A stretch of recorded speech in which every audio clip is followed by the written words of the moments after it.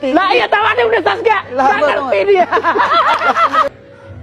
Nah, wah, guyumu kuwi lho, ketemu aku nang dalan, pancal cangkemmu tenan iki. Tolong share video ini sebanyak-banyaknya ya, biar video ini sampai ke Roy Suryo ya. Podo-podo lewang Jogja, ayo ketemu neng di. Kalau bisa di atas ring. Wah. 7 sampai 10. Jadi setara dengan SMP plus 1 tahun kalau di Indonesia. Alah lah, nem ngebacot aja muncung kau tuh. Tahu kalau nggak ngerti pendidikan di Singapura, ya jangan ngebacot aja muncung kau itu. Ke Singapura kau, coba kau lihat di Singapura sana, biar kau tahu bagaimana sistem pendidikan di Singapura. Jadi nggak ngebacot aja muncung kau itu, menebar fitnah. Samen mau cari kerja apa tuh? Seadanya. Samen sudah keluarga belum? Belum, masih bujang. Bapak ibunya jangan nggak ada. Kenapa nggak kalian dobrak perbaiki sistem buruk bosok seperti itu? Kenapa kalian wariskan kepada kami? Ya, setelah Gibran jadi presiden nanti si Jan Etes, anaknya Jan Etes, cucunya Jan Etes. Barisan sakit hati, hei, kamu pikir pendukung Jokowi itu diam-diam saja? Ya, memang betul hari ini lagi diam, menunggu perintah Pak Jokowi. Jadi saya nantang kalian yang bilang tangkap Jokowi, adili Jokowi, penjarakan Jokowi. Kalau bisa dalam 24 jam, tangkap kalau kamu berani. Kalau kamu berani, kamu pikir kami tinggal diam menonton Anda?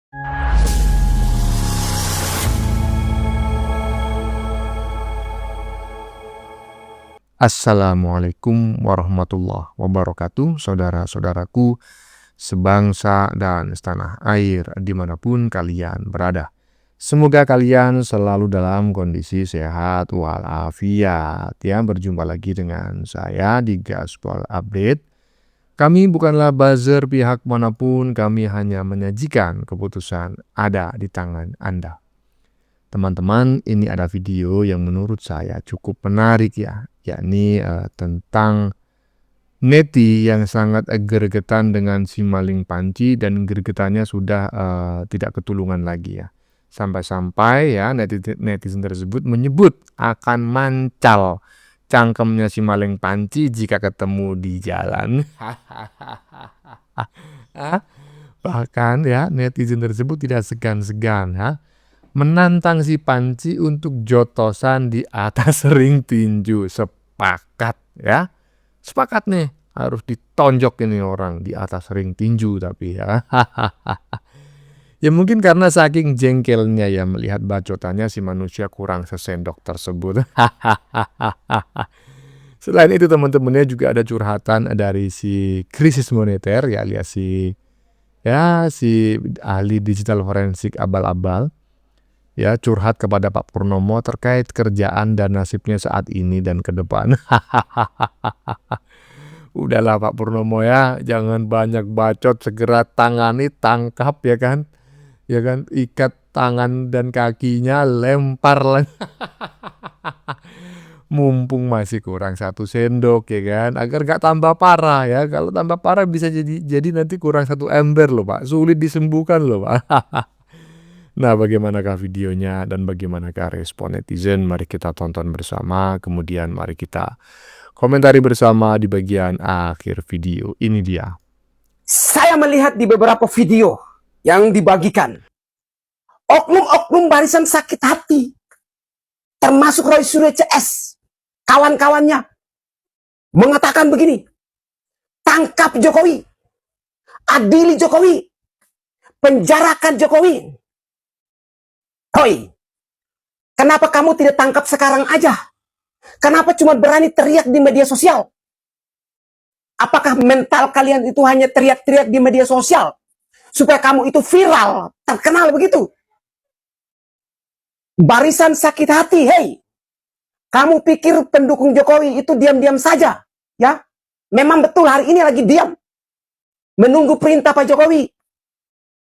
Jadi saya nantang kalian yang bilang tangkap Jokowi, adili Jokowi, penjarakan Jokowi. Kalau bisa dalam 24 jam, tangkap kalau kamu berani. Kalau kamu berani, kamu pikir kami tinggal diam menonton Anda? Kamu pikir kamu lebih hebat di dunia ini, di negeri ini? Sebelum Anda menangkap Pak Joko Widodo, lawanlah kami.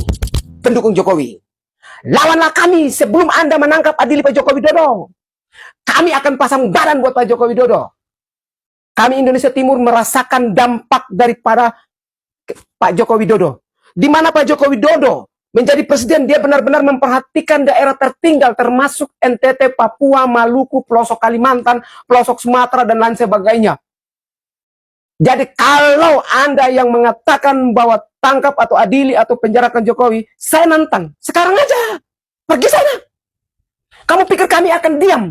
Ya, kamu pikir kami akan menjadi penonton? Melihat orang terbaik kami. Pimpinan kami terbaik yang Anda lawan. Anda akan adili. Saya, Fit Alor Boy, akan pasang badan buat Pak Joko Widodo. Ya, apapun itu, kami tidak pernah takut. Kami lawan kalian. Kami hadapi kalian. Ya. Hei Roy Suryo. Saya berharap Anda cepat dipenjarakan. Hei Resmond, Fadila, Tifa. Saya berharap kalian itu dipenjarakan. Biar negeri ini aman. Kalianlah yang bikin gaduh negara ini. Khusus di Jakarta. Di daerah lain lagi diam-diam. Dan saya berharap Pak Joko Widodo penjarakan kalian. Itu aja. Saya tunggu kehebatan kalian. Sampai di manakah kalian ini hebat di negeri ini.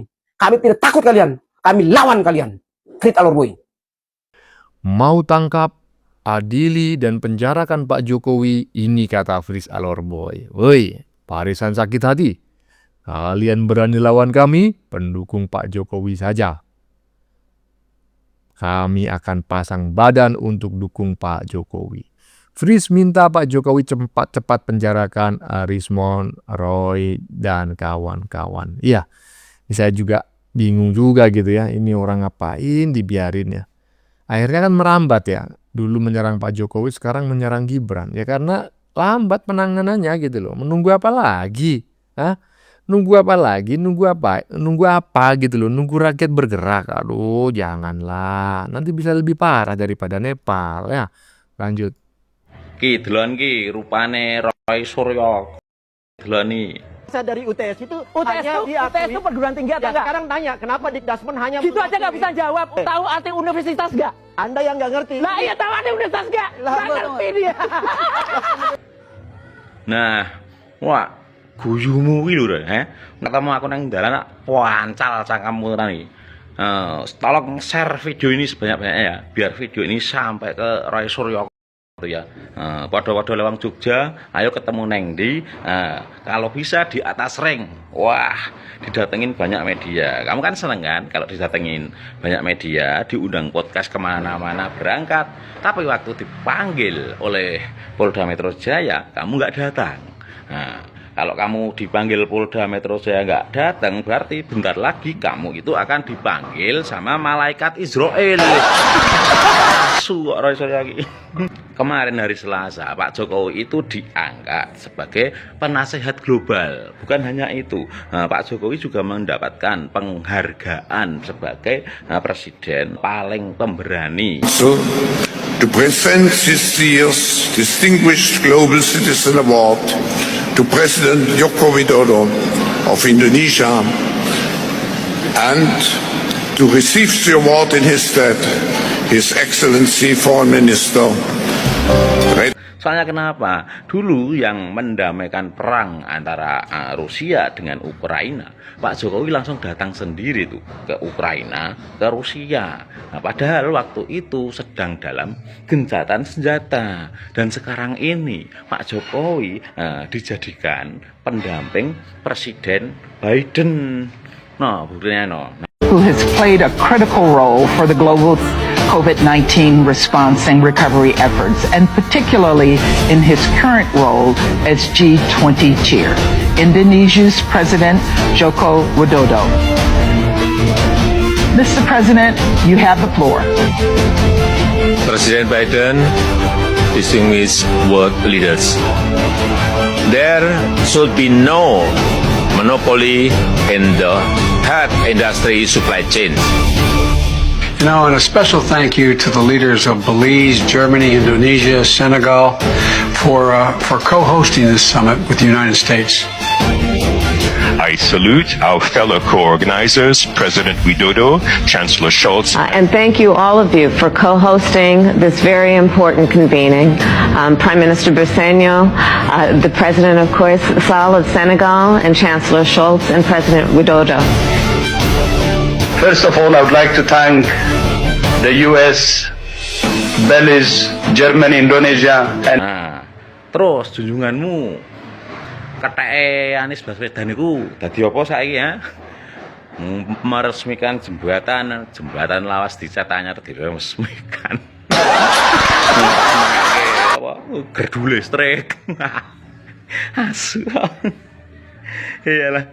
Besok mungkin ya kalau orang-orang Indonesia itu bikin rumah dan rumahnya udah selesai, biar semua rumah-rumah itu diresmikan semua aja sama keteke Anies Baswedan itu. Deloko. PSI, Partai Super Terbuka. Aduh. Sebelumnya saya disclaimer teman-teman ya, walaupun sudah saya coba untuk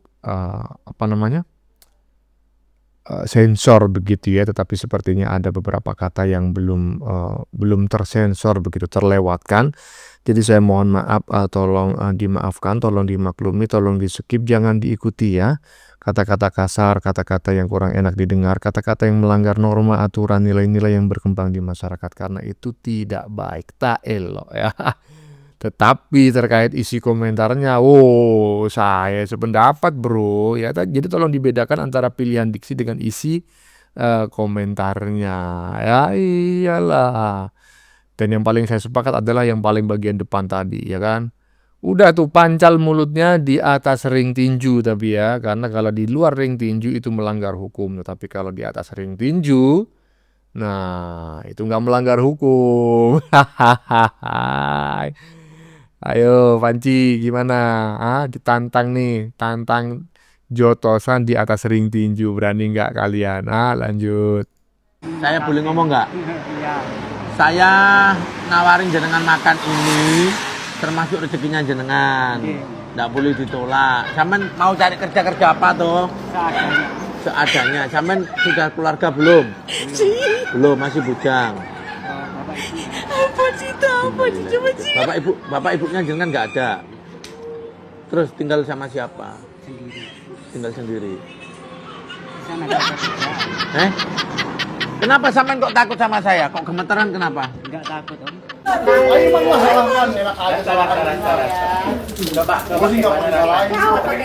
Lah kita yang disalahkan, kenapa nggak kalian dobrak perbaiki sistem buruk bosok seperti itu? Kenapa kalian wariskan kepada kami?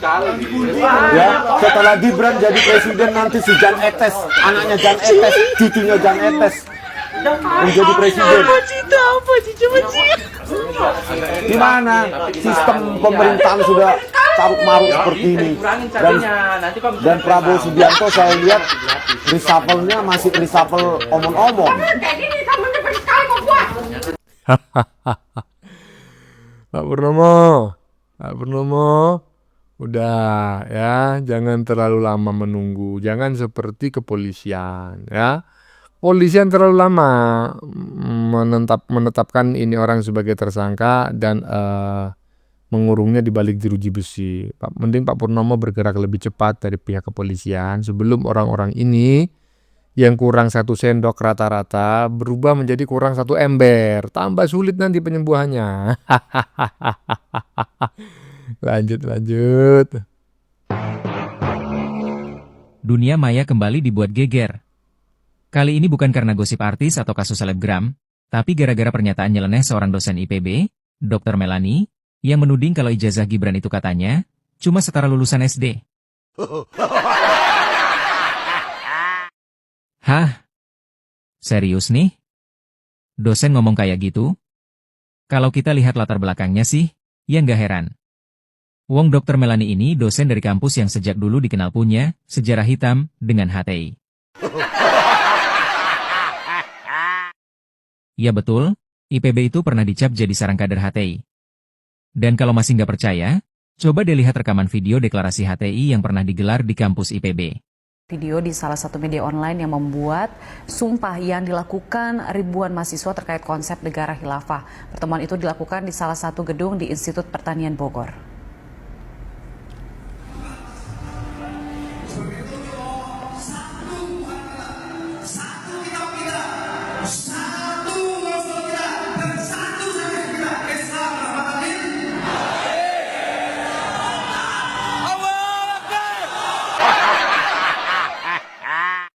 Itu fakta, bukan katanya-katanya. Jadi, kalau sekarang ada dosen IPB yang nyerang Gibran dengan cara merendahkan ijazahnya, wajar saja kalau publik curiga. Ini akademisi bicara, atau masih ada bau-bau propaganda lama yang belum hilang? Jadi faktanya memang nggak bisa dibantah. Sudah nggak bisa dipungkiri lagi kalau IPB ini punya jejak hitam sebagai sarang HTI.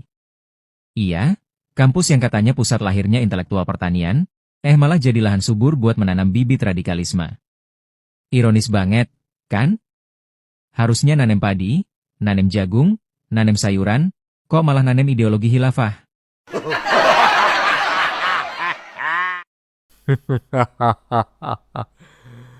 Aduh, ada aja ya teman-teman ya. Di bagian depan tadi itu dosen atau apa ya? Kok ada sih dosen macam kayak gitu ya? Alasan dokter titik-titik tuding ijazah wapres Gibran secara lulusan SD. Ya masa seorang dosen macam kayak gini gitu loh. Tapi ya mau kaget, tapi ini adalah anak abah ya. Bahkan tadi juga netizen melalui rekayasa AI sudah menyampaikan universitas tempat dokter ini mengajar ya track recordnya buruk, sering terafiliasi atau bekerja sama dengan ya kelompok-kelompok yang mengasong khilafah. Aduh, ngeri harus segera ditindak ini, bro. Lanjut. 7 sampai 10. Jadi setara dengan SMP plus 1 tahun kalau di Indonesia. Alah lah, nem ngebacot aja muncung kau tuh. Tahu kalau nggak ngerti pendidikan di Singapura, ya jangan ngebacot aja muncung kau itu. Ke Singapura kau, coba kau lihat di Singapura sana. Biar kau tahu bagaimana sistem pendidikan di Singapura. Jadi nggak ngebacot aja muncung kau itu, menebar fitnah. Kata si Benga ini, ya, Orchard Park Secondary School di Singapura memang sekolah menengah, kelas 7 sampai 10. Jadi setara dengan SMP plus 1 tahun kalau di Indonesia. Benga, di Singapura ya SMP sama SMA itu digabung. Dan di negara Singapura mereka menamatkan pendidikan SMP dan SMA kalau mereka pintar O level ya ordinary itu 4 tahun saja mereka sudah tamat SMP dan SMA, Benga. Kalau normalnya itu 5 tahun dari SMP sampai SMA.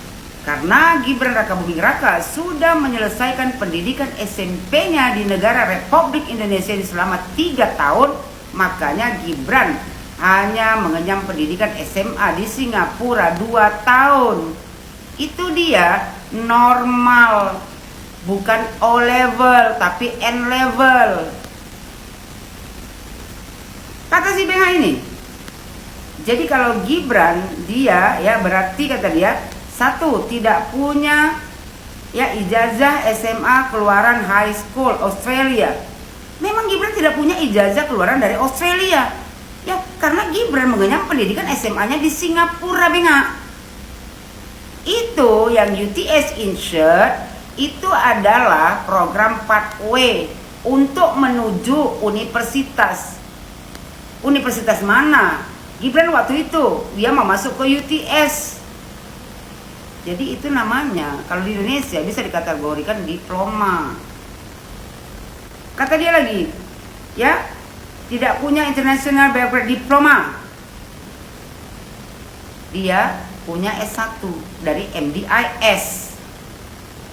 Terus kata dia tidak punya sertifikat GCA O level keluaran Singapura. Memang iya, karena Gibran menempuh pendidikan SMA-nya di Singapura itu N level, bukan O level. Kalau O level itu orang yang pintar, 4 tahun dia sudah menamatkan pendidikan SMP dan SMA-nya. Sementara Gibran itu ya masuk dari N-level. Jadi 5 tahun, 3 tahun di Indonesia, makanya dia hanya 2 tahun di Singapura. Udah tamat di SMA, paham kau nggak? Kata dia, ya, punya sertifikat Gibran, GCA Ordinary, kata dia. Ordinary level, keluaran Singapura, tapi nilai-nilainya jeblok di bawah 50. Bengak, dari mana ceritanya orang ya keluaran ya kan dari O level bisa nilainya jeblok di bawah 50. Sementara O level itu dia menamatkan pendidikan SMP dan SMA-nya karena dia pintar, itu hanya 4 tahun, bengak. Kau pikir Singapura itu negara main-main? Angka ya, jumlah nilai dia di bawah 50, terus dia bisa lulus. Kau, ya, kusarankan sama kau, ceboi dulu muncung kau itu, biar gak menjadi tukang fitnah kau. Terus dibilangnya lagi, tidak punya ijazah lulusan SMP Negeri 1 Solo. Gak kau tengok video? Ya, Kepala Sekolah SMP Negeri 1 Surakarta menyatakan bahwasanya Gibran lulus SMP di sekolah ya SMP Negeri Surakarta, SMP Negeri 1 Surakarta. Kalau mau bicara itu kenyataan, ya fakta, bukti yang valid, jangan cuma omong-omong saja, mencari sensasi, mencari tenar. Terus dia bilang kan, kata dia, karena katanya melanjutkan SMP ke Singapura. Gibran itu setelah tamat SMP, bengak, baru dia ke Singapura untuk ya menjalani pendidikan SMA. Bukan Gibran SMP-nya di Singapura. Maka fix, kata dia, ya kualifikasi pendidikan Gibran cuman tamatan SD. Bengak, jangan kau pelihara, kau buang. Gak mungkin Gibran Raka Buming Raka itu tamatan SD saja, ya, apalagi waktu itu bapaknya wali kota. Tak mungkin Gibran itu tamat SD, ya. Kalau di Singapura di Orchard Park Secondary School ada muka Gibran terpampang 3 orang ternama lulusan dari Orchard Park Secondary School of Singapore.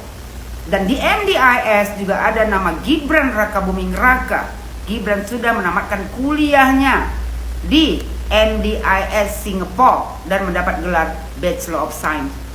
Kau pakai otak kau? Dari mana orang yang cuma tamatan SD bisa mendapatkan gelar sarjana dari MDIS Singapore? Ingat, jangan kau pelihara. Sekali aku bilang sama kau, kau buang. Bicara itu yang valid, data-data itu yang valid. Jangan kebanyakan gaya.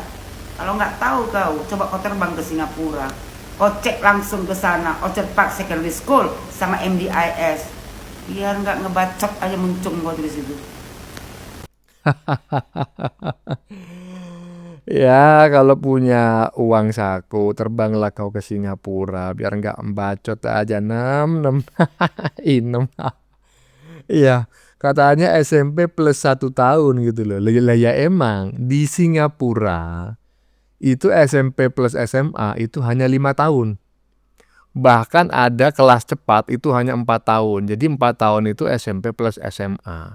Kalau di Indonesia SMP plus SMA itu dibutuhkan waktu 6 tahun ya, masing-masing 3 tahun dan merupakan jenjang pendidikan yang berbeda. SMP itu pendidikan menengah, SMA itu pendidikan atas. Tetapi di Singapura SMP dan SMA ini masuk satu jenjang pendidikan, namanya itu secondary school ya. Berapa waktu yang digunakan untuk menempuh secondary school? 4-5 tahun ya. 4 tahun itu biasanya adalah semacam kelas akselerasi, kelas cepat. Tapi kalau orang-orang pada umumnya ya misalnya bodoh macam kayak saya gini ya mungkin 5 tahun atau mungkin lebih juga. Nah, bagaimana kalau misalnya saya ke Singapura selepas saya lulus SMP? Ya berarti saya secondary school-nya tidak dari tahun pertama. Cukup langsung masuk ke tahun keempat gitu loh. Karena Saya di Indonesia sudah 3 tahun menempuh SMP. Nah, jadi ketika masuk ke secondary school di Singapura, nggak perlu dari tahun pertama lagi. Berarti kan mengulang SMP namanya. Cukup langsung tahun keempat, ya kan? Setelah itu tahun kelima. Cukup 2 tahun sudah lulus SMA, gitu loh, ya kan? Nah, itu pun kalau kelas biasa. Kalau kelas akselerasi cukup 1 tahun sudah lulus SMA. Ya memang sistem pendidikan di sana begitu, Aduh, bagaimana menurut kalian? Keputusan ada di tangan Anda. Silakan tulis di kolom komentar baik Anda yang setuju maupun yang tidak setuju dengan isi konten ini.